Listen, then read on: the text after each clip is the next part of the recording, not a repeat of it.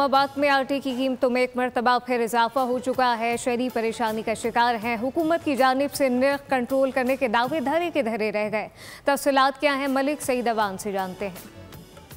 जी, बात करें वफाकी दारुल हुकूमत की तो यहाँ पर आटे और रोटी की बात होती है, जो कि आम आदमी की बात है।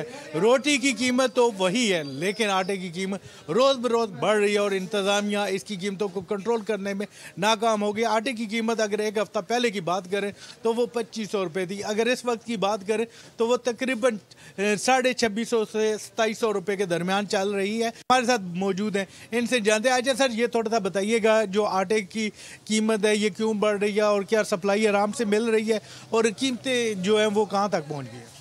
सर जी, मैं आपको बताता हूँ, तकरीबन 1 से 2 हफ्ते पहले जो है ना, मतलब 9000 की जो बोरी थी, 8 से 9000 की, वही जो फाइन की बोरी है जो अभी हमें 12 से 13 के दरमियान में रही, 12.5 हो चुकी है, लेकिन मज़ीद कह रहे हैं कि बढ़ेगी, कम होने का नाम नहीं है। ठीक है।